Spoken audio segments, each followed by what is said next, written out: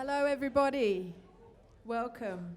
We are truly honoured today to welcome you to the International Jazz Day in Sydney at the Sydney Opera House in partnership with UNESCO, the Herbie Hancock Institute of Jazz, and the Arts Unit of the New South Wales Department of Education. A very quick but important piece of housekeeping before we proceed.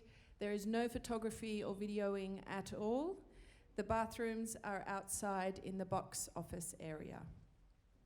Before we continue, I would like to acknowledge the traditional owners of the land upon which we meet, the Gadigal people of the Eora Nation, and to pay our respects to the elders past, present, and emerging. Without further ado, this workshop session explores the fundamentals of jazz improvisation and performance with none other than Mr. James Morrison. James Morrison is a virtuoso trumpeter, a composer, a multi-instrumentalist, and he is Australia's most acclaimed musician. At 16, he made his debut at the Monterey Jazz Festival and would then go on to play at international festivals with the likes of Dizzy Gillespie, Ray Brown, Quincy Jones, Herbie Hancock, Cab Calloway, George Benson, Ray Charles, B.B. King, and Wynton Marsalis. In 2000, Morrison was selected to compose and perform the opening fanfare of the Olympic Games right here in Sydney. He has recently established the acclaimed James Morrison Academy of Music, which has partnered with the Juilliard School to offer an exclusive honours jazz program, and he has been awarded an Order of Australia for his services to music. Among other things, he also has an honorary doctorate from both Griffith University and Edith Cowan University. So please make him feel very welcome, Mr. James Morrison.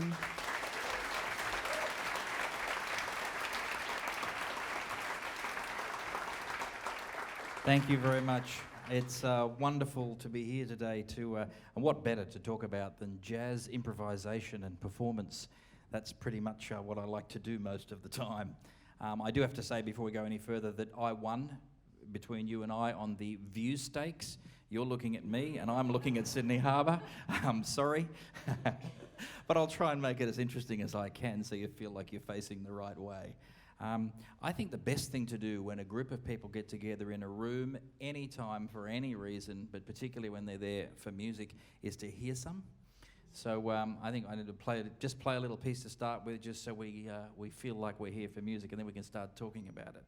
We are going to have a chance for questions, not just at the end, but as we go through today. So if there's things you want to ask as we go, be ready with those questions. Okay, I'm just going to play a little something.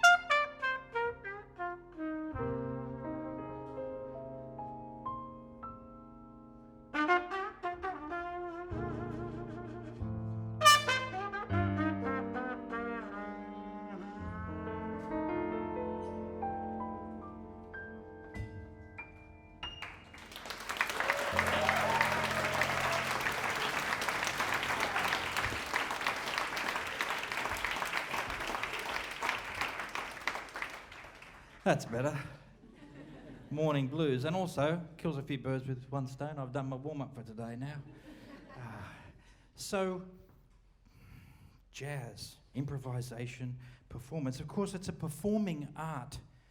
And if you look at those two words for a sec, there's all this art involved, but it must be performed. And I've often likened it to standing in front of this art here, to art that hangs on the wall. The person that created that did it presumably on their own somewhere, in their own time, take as long as you want.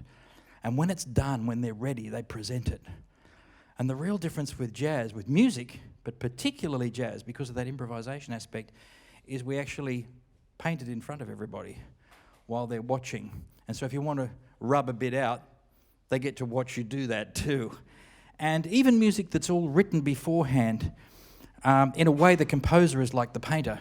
Now the performers still have to now perform it on the spot, and we all know that you can hand out the same written music to 10 different orchestras and it will sound 10 different ways. The performance is very, very a real part of that. But with jazz we go even a step further, of course, and go, it's not even written down.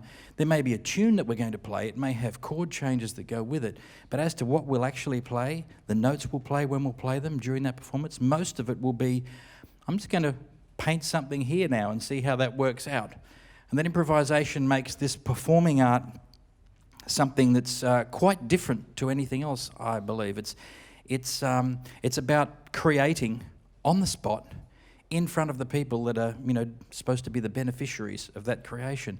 And they play a role in it. And so if I could maybe with those things we're talking about today, jazz and improvisation and performance, start from the performance end and say, when I'm playing, all of you in the room are a part of that. I feel that while I'm playing. And you walk into a room, it's got an atmosphere in it, it has a feeling, a vibe, and that changes how you play if you're attuned to it. And I've found all of the greatest performers, the greatest musicians I've ever heard play live, very, very much were affected by what's going on in the room. Not just by the other musicians on the stage, but by the actual feeling in the room.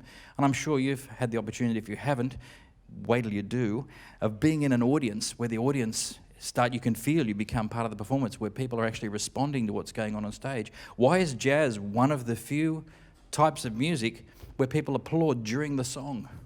Think about that. Someone takes a solo, we all applaud while they're still playing. You don't do that in nearly any other kind of music. And that's because you're part of the performance. It makes a difference to what happens, that feedback. And so I'm very, very much sort of feeling what's going on in a room and playing accordingly, and it changes how you perform. Now, that being the case, there's a whole lot of stuff behind that. Who here improvises? Let's talk about improvisation. Yeah, lots. Look at that. Nearly everyone in the room. And anyone who didn't put up their hand, you quite reasonably assumed I meant in a jazz setting on a musical instrument. But actually, the question was who improvises? And of course, the answer to that is everybody. Everybody improvises. Otherwise, on your way here today, every conversation you had with your friends, you wrote down last night. That's weird. Sometimes we do write down a speech, absolutely. But think about it, most of your meaningful communications, you improvise all the time. You look at the other person, you think about, what do you do when you communicate with someone? You think, what do I want to say? Usually not how will I say it. There are times in life you're going to, how am I going to say this? But that's special times. Most of the time you just think, what do I want to say? Then you start talking. You don't even know how the sentence is going to end, do you? Think about it. If I said to any of you here, invite someone to come and see a movie on Saturday night, you wouldn't go, all right, let me see. I'll need to put Saturday night in there and say that it's a movie. It's an invitation. So you don't do that. You just go, oh, okay, do you want to come to the movies? I'm going on Saturday night. And you just start talking. And you don't even know how the sentence will finish. But you're fine with that because you know what you want to say. You know what the message is. Improvising on your instrument is the same. And very much the experience for me is, what do I want to say? How do I want this to feel? Think about it. You could say, I'm going to a movie on Saturday night. Would you like to come? There's a very different feeling to, I'm going to the movies on Saturday night. Do you want to come? Same words. What feeling do you want to create? And that's how you speak. The words you use, everything. The phrasing, it's exactly the same. What feeling would I like now? That's how I'll play. And I don't start a phrase knowing how it's going to end or even what the next note is. Just as you don't know what the next word is. In fact, you're not even thinking about the words. Why are you so good at that? This is going to be a really easy question. Why are you so good at inviting people to the movies or just having a conversation? Because you've done it so many times. You do it all day, every day. Oh, that's right, it's practice. That had to come up at some stage. The more you do it, the better you get at it. And so the language, if I said to any of you here, and I'm just going to assume because I've done this in a workshop where I said, what if I asked you to do it in Russian? And I pointed to someone, he started speaking Russian. Blew the whole thing. Assuming you don't speak Russian or whatever language I might pick, and I know I've got a couple of friends here who do speak Russian, if I said, great, now invite me to the movies in Russian, you just stand there silent. You know exactly how to invite someone to the movies, you know what you want to say, you don't know the language. And that can happen when you're playing your instrument too. You can stand there and go, I know how I want this to feel. I can even hear sounds in my head, but I don't understand this language well enough. So what do you do when you want to speak a language? You learn the vocabulary, you learn the grammar. And you know when you hear either a very young person speaking a language you already speak, or if you go to learn a new language, and you know, you're aware when you start speaking it, you might know the words, but you're going to sound a bit funny. Like some of the words are going to be around the wrong way and things like that. Same on your instrument. I'm going to blow on this tune. I know what I want. And you go, yeah, that's kind of what I meant, but it's a little bit around the other way, or it's not quite flowing. Same, it's very, very much like that. Of course, you get better by doing it and by hearing it. If you wanted to learn to speak Russian as quickly as possible, what would you do? Buy a book on Russian? Nah. And let's just translate each one of these. Buy a book on jazz? No. I mean, buying a book on Russian is a good idea, don't get me wrong, but it's not the way to learn it quickly. It wouldn't be the only thing you did. Buy a book on jazz, please. But no, what would you do if you wanted to learn Russian? You'd go to Russia, exactly. You'd just go to Russia. You'd be surrounded by the sound. And no one here said, well, depends if there's a Russian teacher available. No one thought that. They said, go to Russia. We all know instinctively, just be surrounded by the sound. Want to be a jazz musician? Go to Jazzland. And you've got to create that yourself. It's not a place, but it's a way of living. It's listening to lots of jazz all the time. Make it like you're learning, make it like you're surrounded by Russian-speaking people or French people, whatever languages you want to learn. Be surrounded by people playing jazz.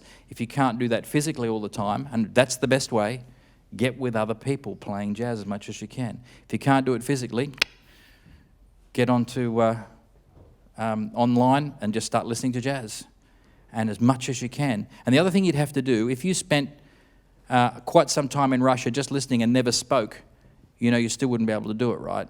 You got to try it all the time. You got to walk in and try and order a coffee in Russian, give it a go. And what if you said, well, I'm not going to say this because it might sound funny? How do you reckon your Russian lessons are going to go? Not too well. You got to have a go. You got to try it and hear the sound come out of your mouth and go, that doesn't sound like them. And you adjust it. Same thing. You got to go. You can't, as a player, go, well, I'm not kind of ready to, don't know if I can play it. Have a go. You've got to keep trying. And it's by hearing that it doesn't sound how you wanted it to sound that you adjust. And it sounds more and more like what you hear. I bet everyone here has also had that experience that either you or a friend has gone to another country where they speak English and come back and they sound different. Like you go to the United States, you come back with a bit of an American accent. Anyone done that? You know, someone who's been over there for a while. Why does that happen? Because you go over and go, I want to sound American. Well, it might be. But mostly it's what's around you. You just end up without trying to. You start to sound like what's around you. It's what we do. All of us here, and I'm hoping you all do speak English, otherwise this could be quite a boring session, but probably have different accents to some degree. You know, people from Adelaide sound different than people from Sydney. It's, you can pick the accent and different parts of Australia. And also within you say, what does a Sydney sider sound like? Oh, it depends on which suburb. And then within the suburb, which family? You know what I mean? Like, you know, the people next door sound different to us. You know, an accent, you can hear it.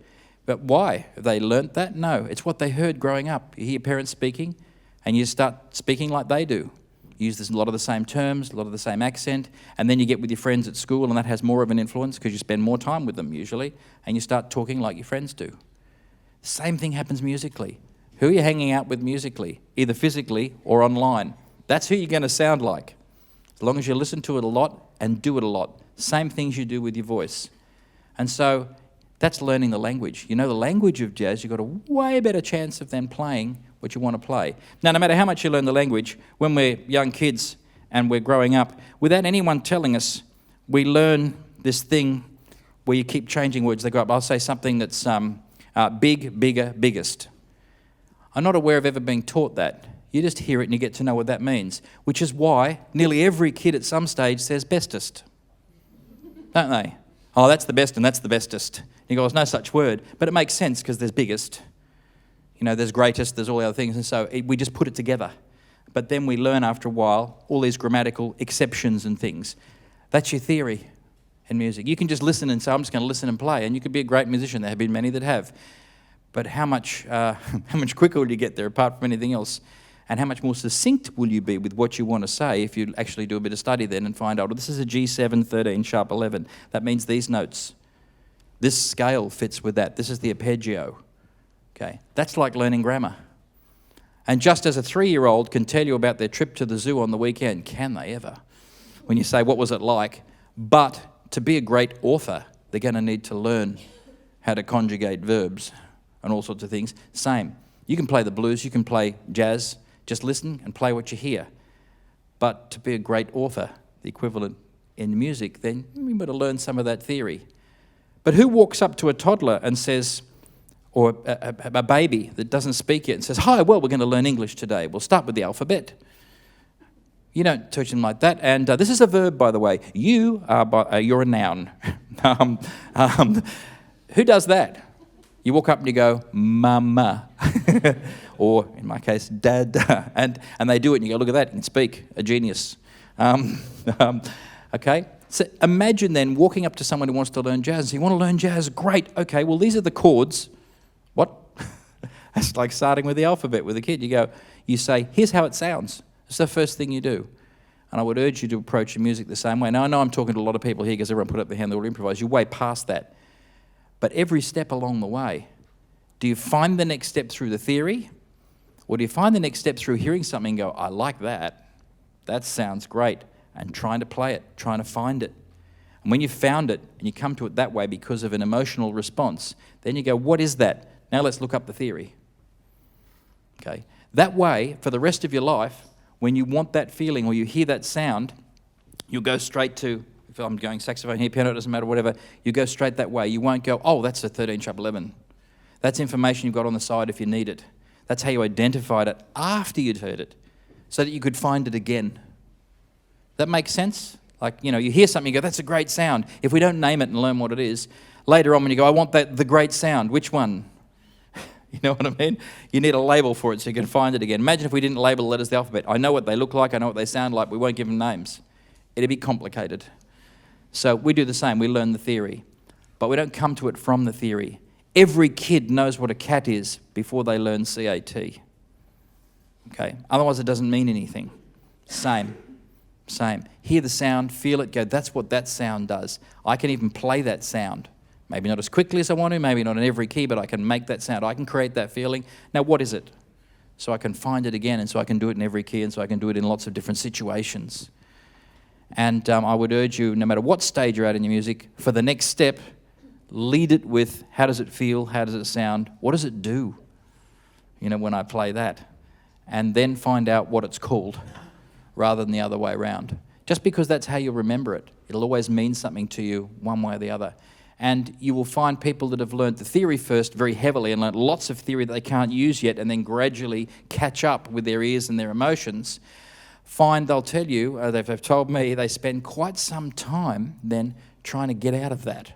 They become quite experienced, capable players, but they say, now I just got to try and I can't be free. I've got all this stuff.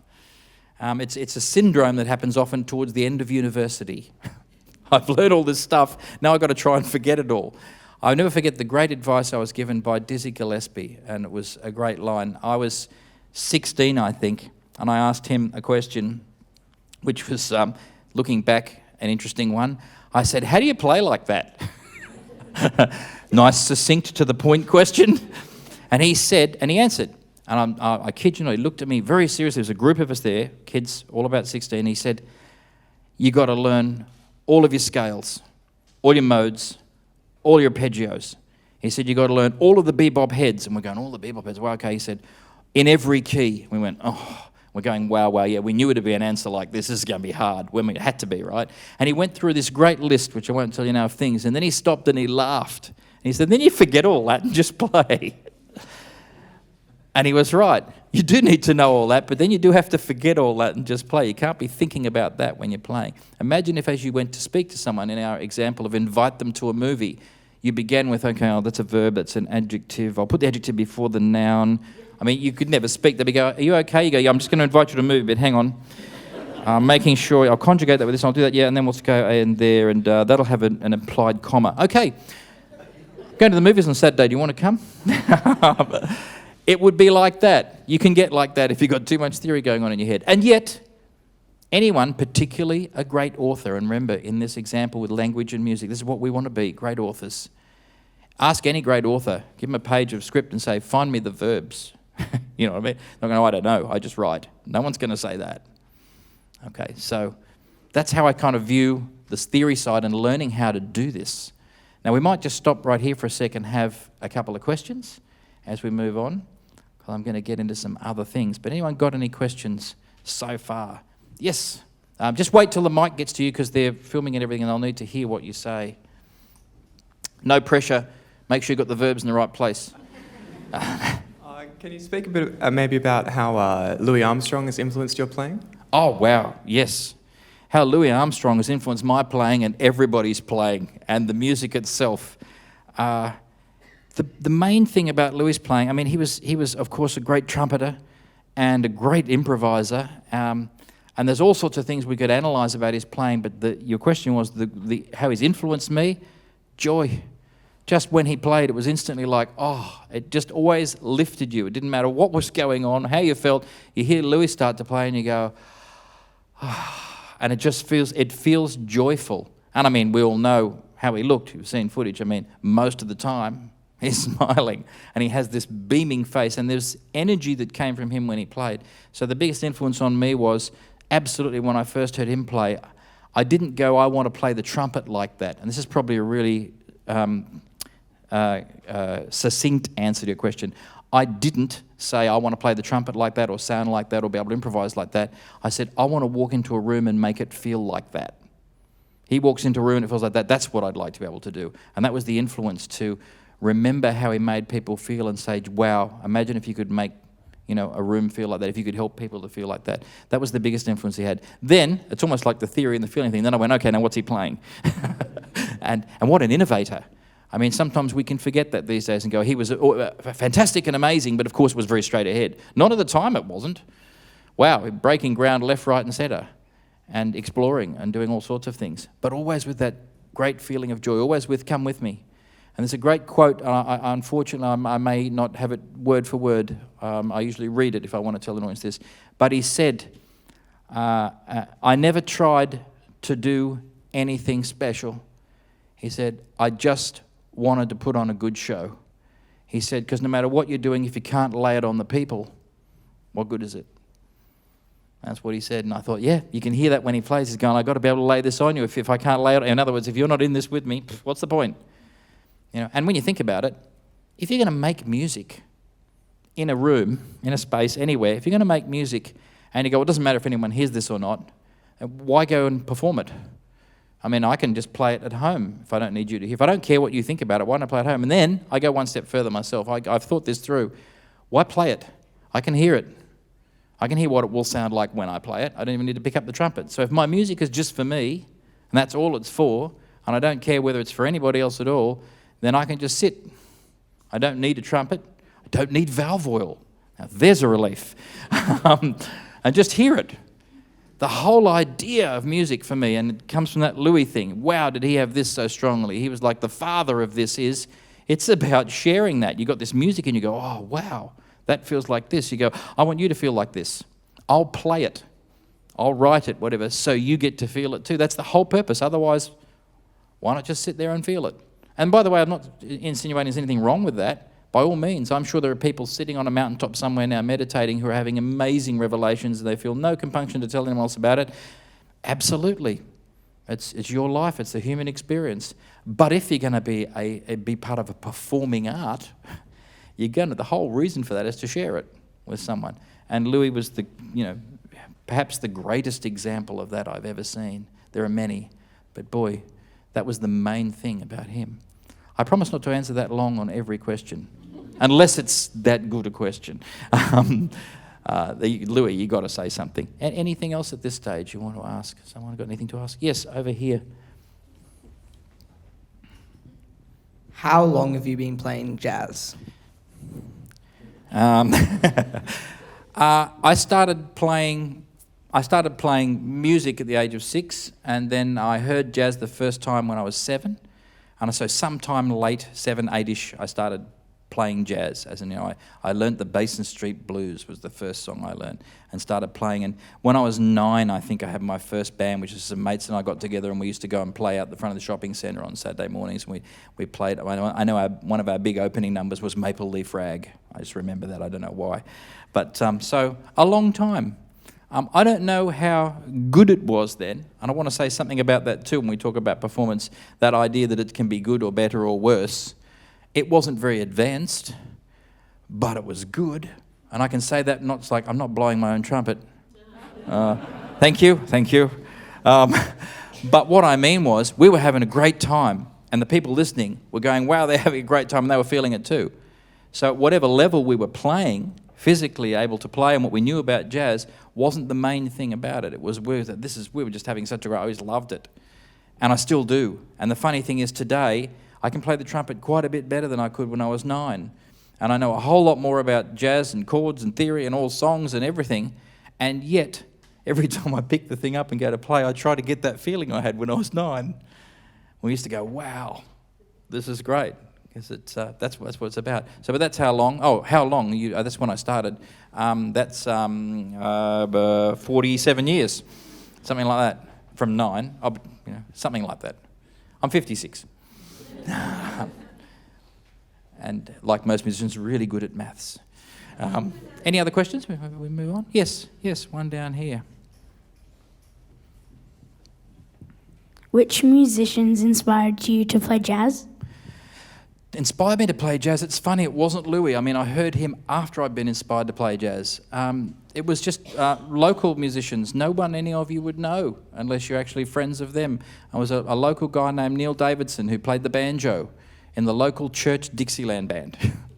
And I heard him play and I went, wow, that feels great. And that was some of my first inspirations to I want to play jazz, was just hearing a local band of people that they weren't even professional musicians.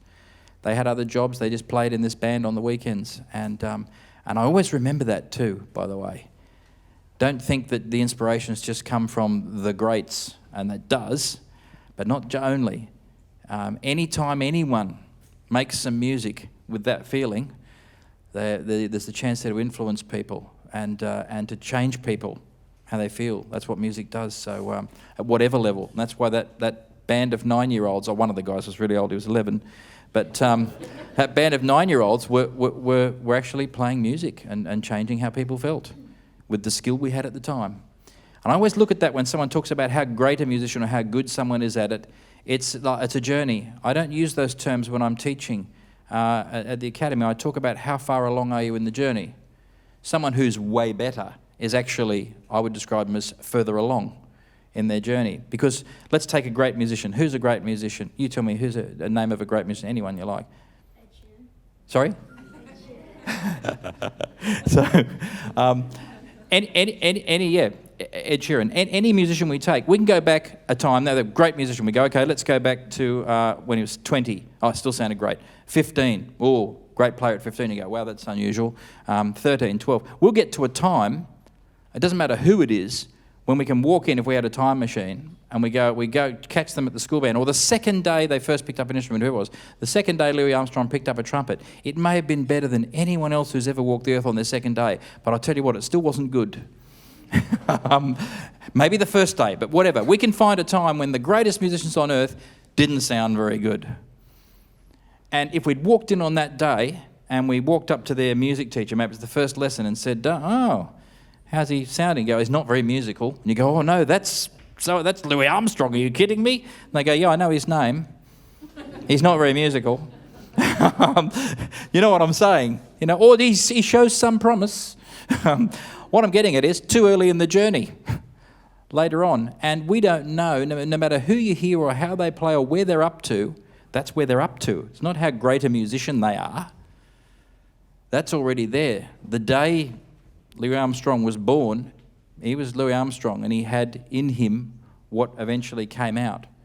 It's just there was a process along the way. And it's the same for everyone. So when I hear a youngster or an older person playing the trombone, I go, we're struggling with a few things here. I go, yes, but I could be listening to Irby Green or Frank Rosolino here, just too early. And so you take the next step. And I think about it in those terms. And also, that I was just talking there technically. What about musically? You know, they don't necessarily go together. So it's a journey. And the most important thing is why you're doing it, not what you're doing or how you're doing it, but why you're doing it. And that comes back to that Louie thing. What got me was why he played, so obviously, not how he played or what he played. I was interested in those too. But the main thing was why, because it feels like this. All right, let's go to another topic that I would like to talk to you about. Oh, you certainly can. Hang on, we'll get you the microphone. If you were the parent of a kid that's very into jazz and music and wants to study, and you had the whole world in front of you to choose from, Univise or which academy would you recommend?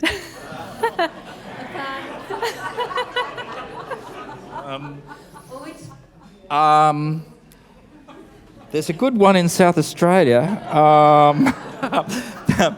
There are many. Do you know what? And this is probably a bad idea for me to say this, meaning I probably should be saying, come to my academy. And I do say that. But do you know what? They're like musicians. So who was better, Dizzy Gillespie or Louis Armstrong? It's a silly question. And I don't mean your question was silly, but I'm saying it's a silly question. They're different, right? They're both great. There are wonderful musicians teaching at every institution I've ever been to, and I've been to so many around the world. I haven't found one yet where I go, well, there's nobody here that's any good. They wouldn't exist. There are wonderful musicians who want to pass on this music everywhere. And they all have different cultures, and they all have different ways of doing it. And there are similarities between all these sorts of things. What I suggest to people is, and when anyone applies to come to my academy, I want to hear if they can play, I don't want to hear what they know. But you know what? If they don't know something, I can tell them. That's why we have an academy. No one has ever not gotten into the academy or passed the audition because they didn't know enough about chords. That would be kind of silly, wouldn't it? I'd say, well, I can just tell you when you get here, or I can give you... Some people have said, you know what, it's going to be much better for you if you know this by the time you arrive. It's now November, we start in March, you're in, here's some stuff to study before you come. Just learn this theory you don't know. I'm happy to do that. So that's not why. What I want to know is, how do they learn? What's their culture, if you know what I mean? And do they fit with us? Are they going to get the most out of it? And there are some people, not many, but there are some people who have said, you shouldn't come here, you should go there, because it's going to suit you better.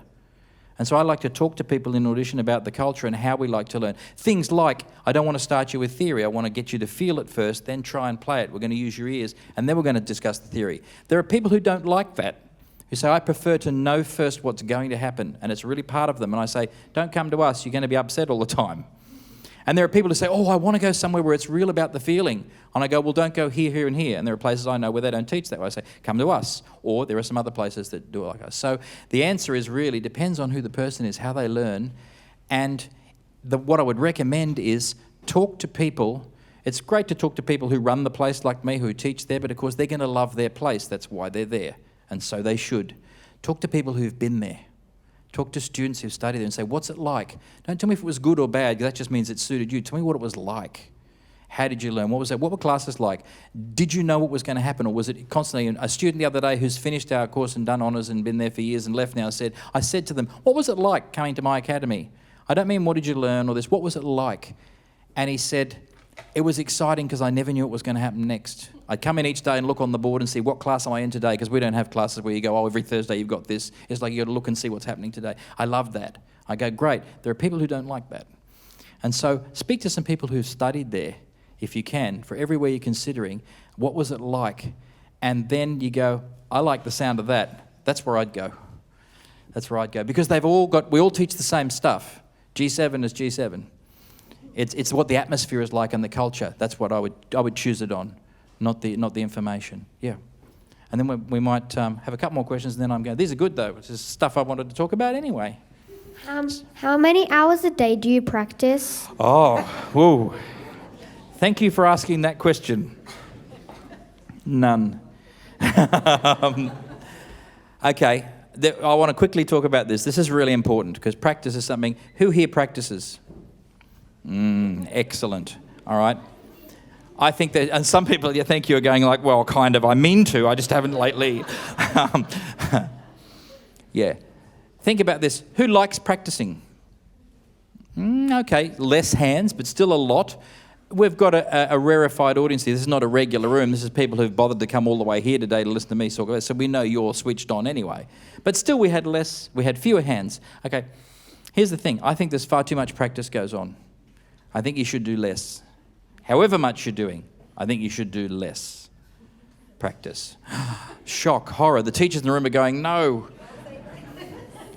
What I think you should do is play your instrument more often. And here's what I mean. It's just a way of thinking about it. Who has done this? I'm just going to sit in a chair for this. Who has done this? You're sitting there with your instrument. I won't try and mime. You're sitting there with your instrument. You've got some stuff you're practicing. And you do this, and you're like this, and you're like, and maybe you've got your feet like this, and you're like, yep, and you're looking at it, and you try it again, and you're going, And then you go, okay, I've practiced that enough now. Now I'm going to play it. And you go, all right. What did you just do? What, sat the best way to play a trumpet? Yeah. You might even go, I'm going to play it now.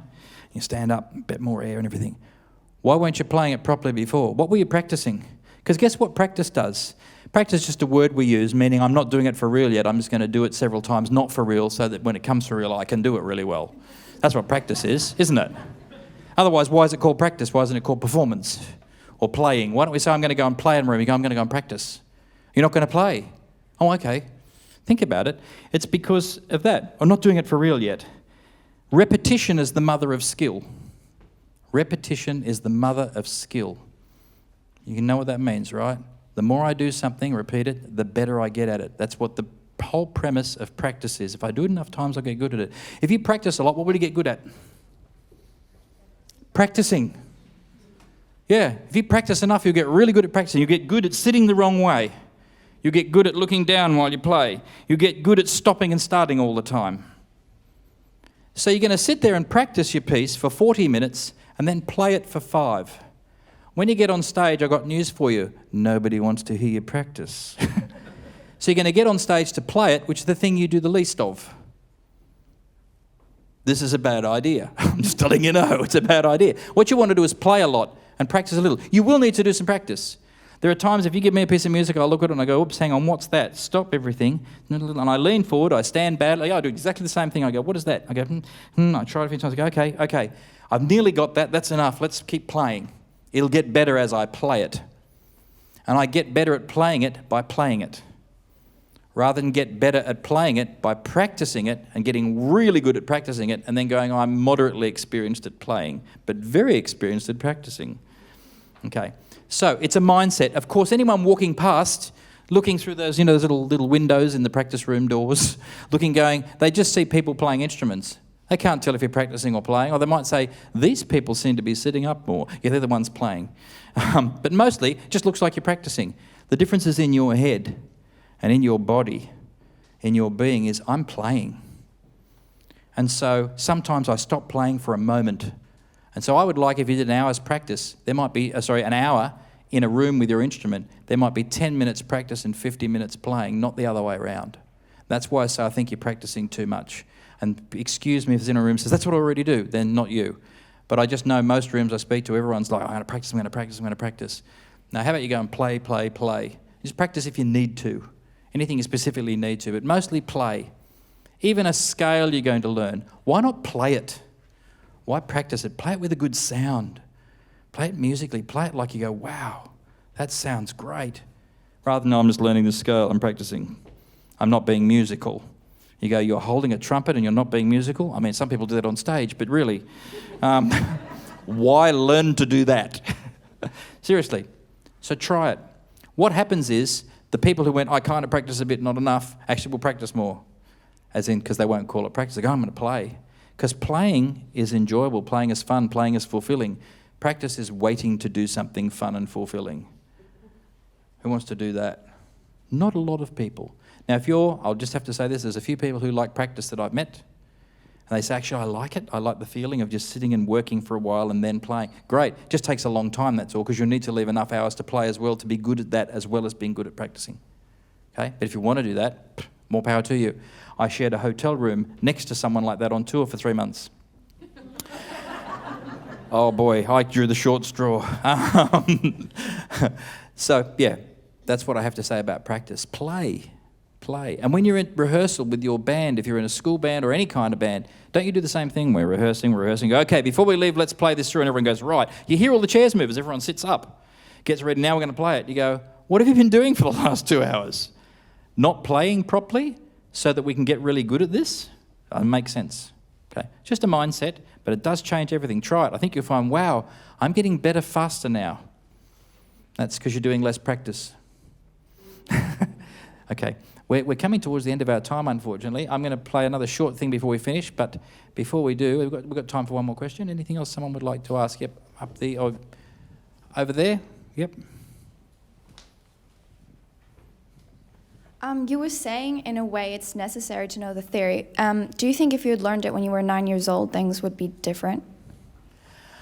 I think it's not about, I know what you're asking. I don't think it's about the age. I think it's about each step of the way, because you don't learn all the theory and then go and learn all the practical. You learn theory as you go. Maybe you learn key signatures very early and, up to 3 sharps, and then when you get a bit older, you learn 5 and so on.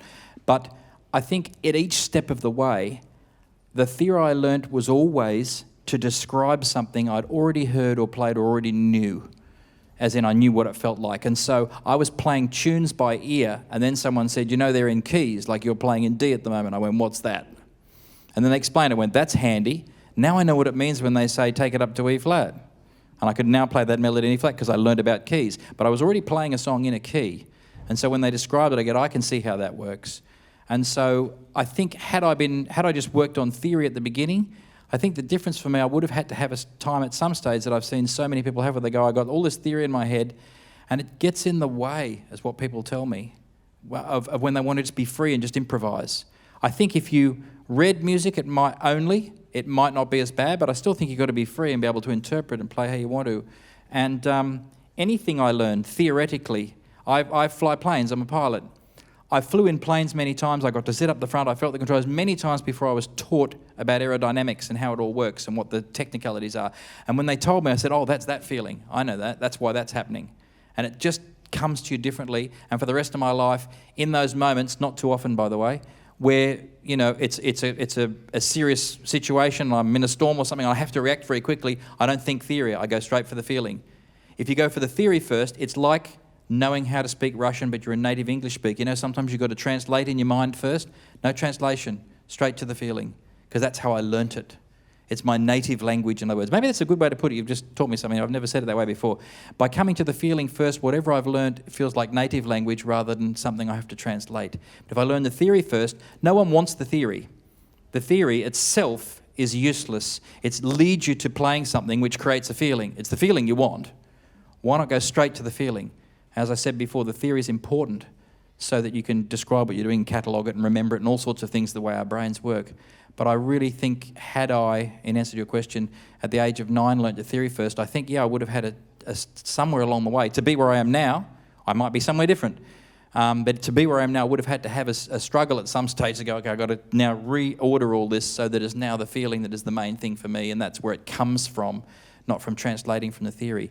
But if you've already learned a whole lot of theory, I don't want you to go, oh no, well I've blown it then. That's okay. Spend more time playing. Remember, what we spend most time, don't spend as much time thinking about it, spend more time doing it and feeling it, and it becomes natural. All of those people that have come to me and said, oh, I'm trying to forget all this now, they do forget it. They get there. There are many great players. It's just why go through that struggle. I've got 2 minutes left, and we've got to finish with some sound. I mentioned that Basin Street Blues. I'm sure those of you that know me have heard it millions of times. 1,000,001. Just a little bit of the blues.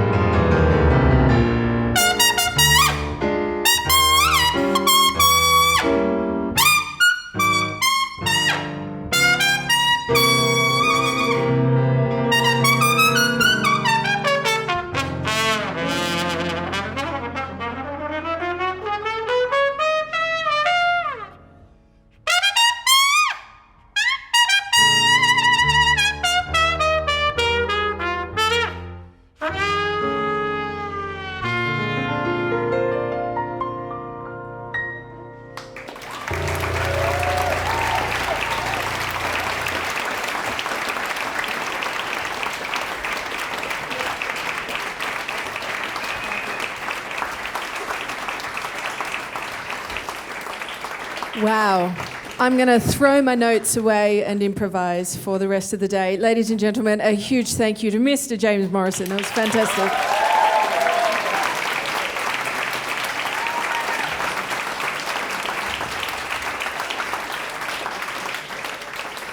So that we can get on preparing the rest of the incredible workshops today, we will ask you to quickly make your way out of this room. Just a quick reminder, if you do have a ticket for the next event, you will need to leave, have your ticket rescanned and re-enter, and we'll be opening the doors in 10 minutes. Thank you so much, everybody.